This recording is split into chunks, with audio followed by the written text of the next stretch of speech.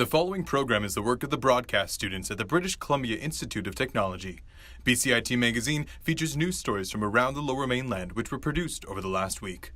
Responsibility for the content of the show rests completely with the students and their instructors.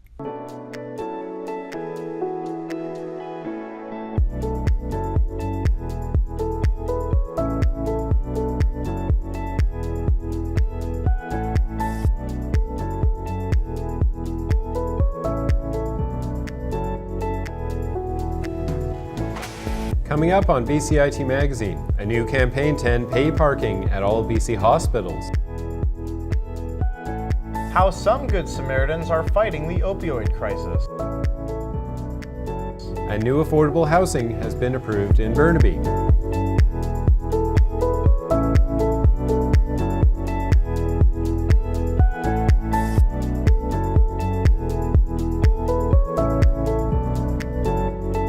Welcome to BCIT Magazine. I'm Austin Serwinski. And I'm Sean Murphy. A new campaign is underway to get rid of all paid parking at BC hospitals. Sierra Simpson has more. Sometimes paying a visit here is necessary. But some argue that paying here shouldn't be. You know, the idea of why we need to pay here at the hospital, especially because, you're pretty much concerned about the health of your loved ones. Hospital parking fees are a major concern for visitors and patients. The issue is we have a socialized healthcare system, yet we have this money-making machine on public property at our hospitals, and it's just unacceptable. According to a report obtained by hospitalpayparking.ca, a new 5-year contract with Vancouver Coastal, Fraser Health, Provincial Health Services, and Impark that gives the parking company $14.5 million in fees, and all of the revenue from ticket violations. A very small financial bonus, and it doesn't really give value to those that use the hospital in terms of what the stress and anxiety that's added to the experience of having to keep up with a meter while you've got other more important things to do at the hospital. In a statement to BCIT News, Health Minister Adrian Dix acknowledged the growing concerns over hospital parking fees. He says reducing this burden that has grown over the past number of years is one of the issues he's looking at. One action that the government has taken is that pay parking is not being expanded to new sites.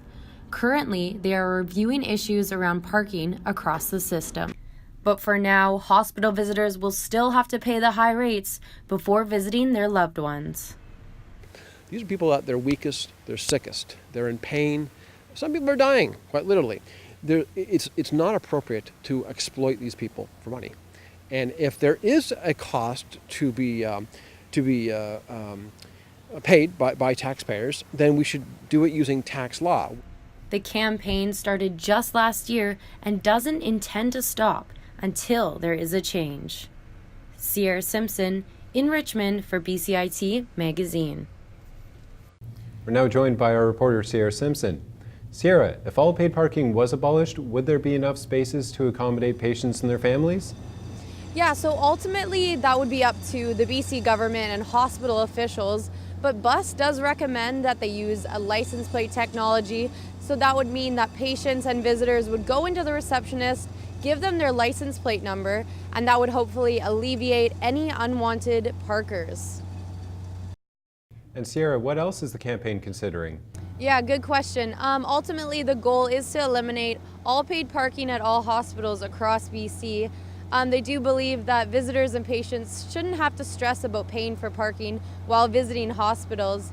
Their website did state that they have alternative ideas which include discounted prices for patients and visitors. Back to you. Thank you, Sierra. As Vancouver's fentanyl crisis continues to take lives, one group is taking the overdose epidemic into their own hands. Hayder Nayani reports. The opioid crisis rages on in the downtown east side, something Jordan Gillespie is all too familiar with. I feel as though when I'm sitting at home and I'm in the middle of this crisis, it's as though I'm putting a blindfold over my eyes.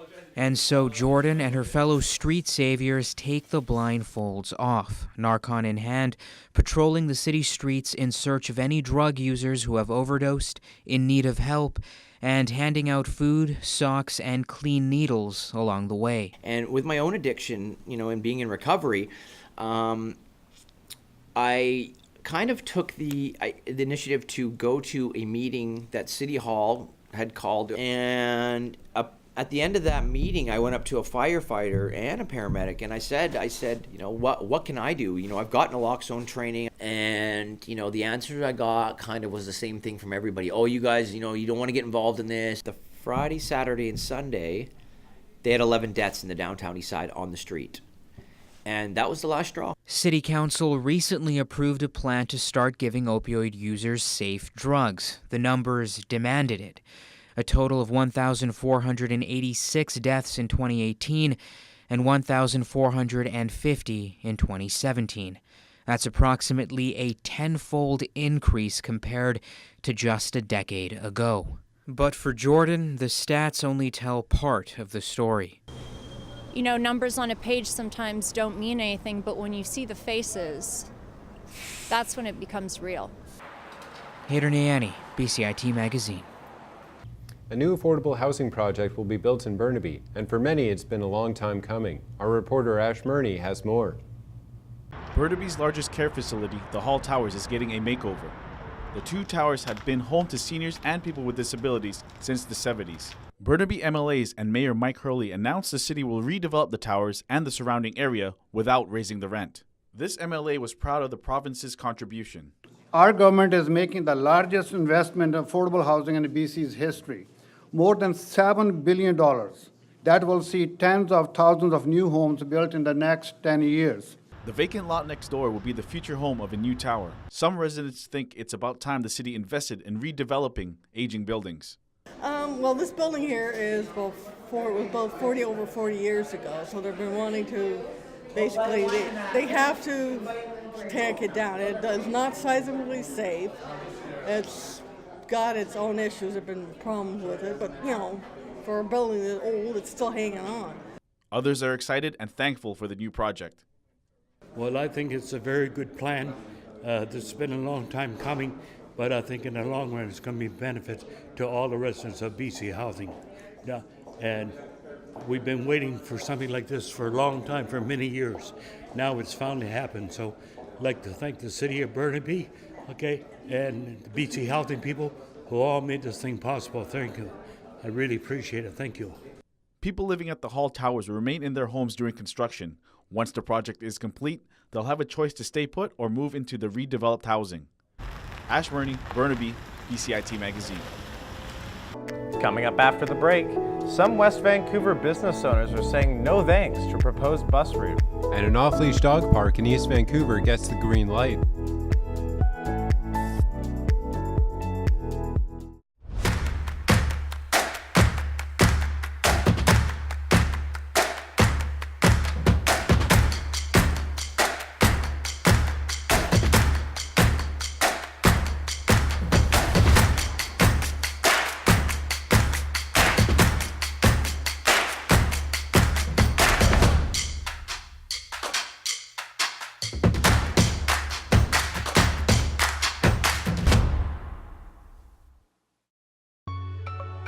The most rewarding thing for me has been the relationships I developed in the program, both with instructors and classmates. My sense of confidence has never been higher. I mean, this program has offered great opportunities to be in real world, real industry situations, and being in those moments and knowing I can contribute, I can do this. It's exciting to be in this industry and to meet lots of great people and to make amazing friends. BCIT broadcast and online journalism, realizing your potential. Welcome back to BCIT Magazine. I'm joined now with my guest, Lucas Pavan, the producer of Dine Out Vancouver. So let's get things started. Lucas, so how has Dine Out Vancouver influenced the participation by tourists and Vancouverites alike? How is it different? We realized that Dine Out Vancouver is an opportunity for locals to get out and experience what Vancouver has to offer from a restaurant perspective. But our marketing reaches into Seattle, across over to Victoria, other parts of British Columbia and across Canada, and partnerships like we have with Air Canada, where we offer 15% discounts for flights to come to Vancouver during Dine Out, are ways that we can increase the number of visitors that we do have that come at this time. Love it. Now we're talking about eating and drinking here, so I had a question about what types of restaurants encounter more demand than others, if you've noticed at all? It really depends on the menus that they're offering.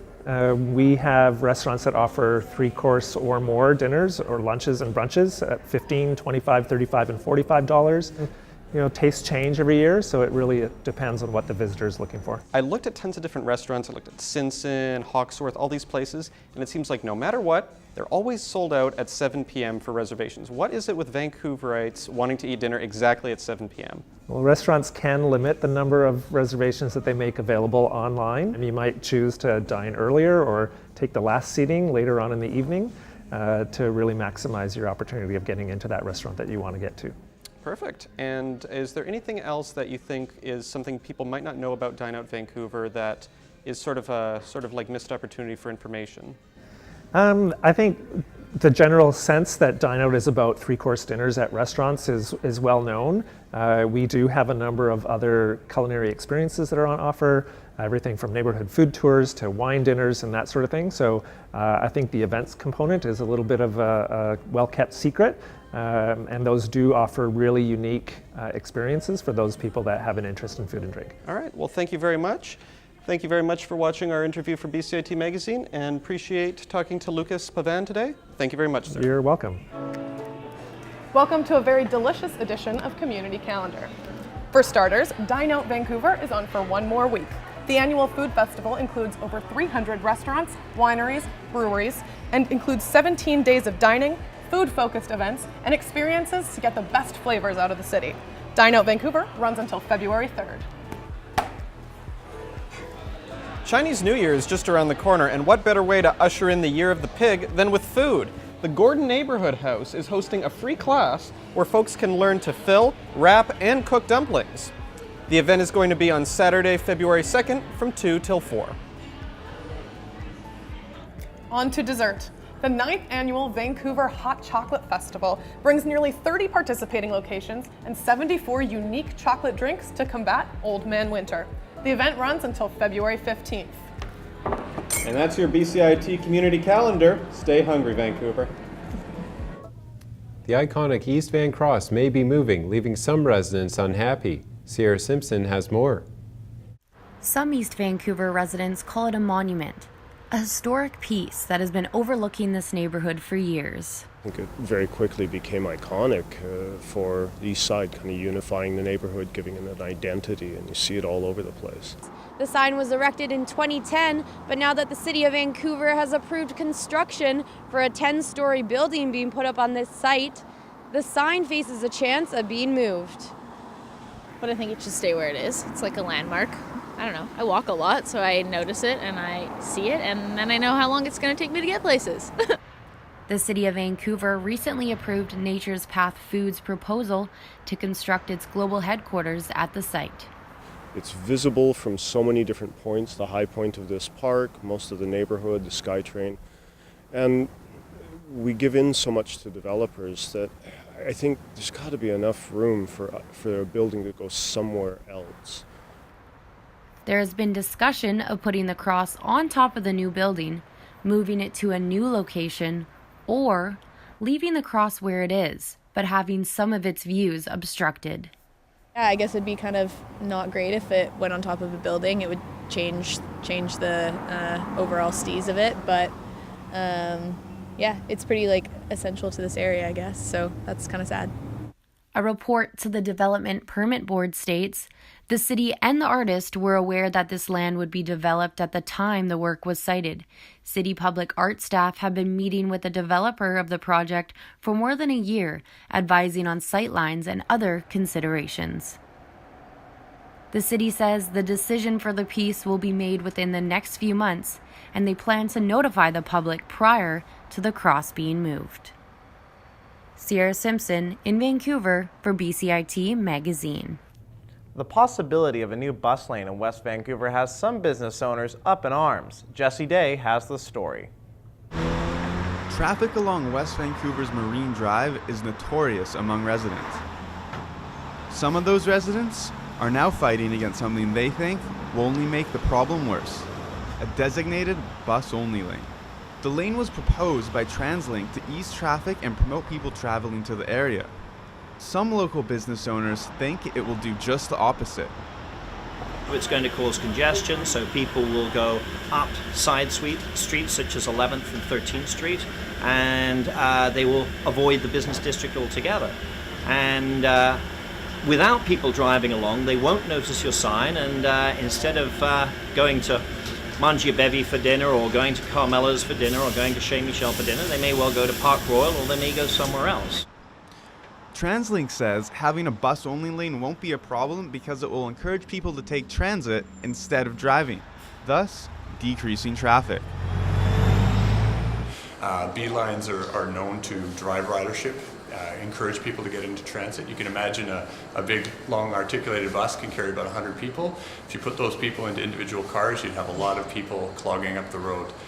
In West Vancouver and North Vancouver's, we've looked at the modeling, and we actually have seen that there would be a net zero impact roughly in North Vancouver, and actually a slight improvement for car travelers. Translink says they're working with West Vancouver City Council to ensure that residents are happy with the B-line. But business owners like Nigel Malkin are coming together to try and ensure that Translink stays in its lane. Jesse Day in West Vancouver for BCIT Magazine. Our reporter Jesse Day joins us now. So Jesse, what exactly have business owners like Nigel done to protest this bus lane? Well, Austin, Nigel told me that he wrote a lot of emails to City Council, but they still haven't gone back to him about it. So he's gone and organized a group full of business owners in Ambleside who all are against the bus lane. And they plan to go to the next City Council meeting and voice their concerns there, and hopefully, or at least they hope, that the bus lane isn't put in. And when will we know for sure if this bus lane will be put in? So when I was speaking with Chris from Translink, he told me that they've been in constant communication with West Vancouver City Council, and Council has told them they're going to take about another 4 to 6 weeks to really make a decision on the B-line. They're going to take into consideration things like the business owners, what they think, residents, the economy in West Van. So they're really going to come up with a plan that is good for the whole community. And they should be done with that plan by March. Thanks, Jesse. The Vancouver Park Board is giving permanent status to an off-leash dog park. My co-anchor Austin Serwinski has the tale. Burrard View Park is a premier example of off-leash dog parks in the city of Vancouver. Owners have been letting their dogs roam wild and free here for nearly 10 years. It's something both parties appreciate. It's difficult to have somewhere that's safe because you don't want your dogs near roads because they'll take off. He'll go after a squirrel and run across the street. So this is a nice spot because it's big enough to keep him contained. After years of listening to these kind of comments, the park board has decided to make the space permanent. The Burrard View Park has been a pilot off-leash space for a number of years, and so based on the input we got through the Beagle Parks and Dog Strategy and interest from the community, we're now trying to make that pilot space permanent. There are still worries about Burrard View Park that residents hope the city will fix. It'd be nice if they would maintain this area here a little bit better for the dogs. I'm worried that, there's a lot of potholes and things they could twist a leg. Concerns like this rough ground were addressed in an open house earlier this week. There's guidance around maintenance, and we do work closely with our maintenance department, and really part of the strategy is also really building a stakeholder base for people that are using those spaces regularly and trying to increase the communication back and forth, because people that are there with their dogs are there often 7 days a week, all times of day and weather, and so they are much more in tune with what's going on in the park. So we look forward to that feedback so we can keep the park in good shape for all users. It is unknown when the board will implement any of the proposed changes. Until then, people can always let dogs be dogs at Burrard View Park. Austin Serwinski in Vancouver for BCIT Magazine. Thanks for watching BCIT Magazine. I'm Austin Serwinski. And I'm Sean Murphy. We'll leave you now with a look at beautiful Ambleside Beach.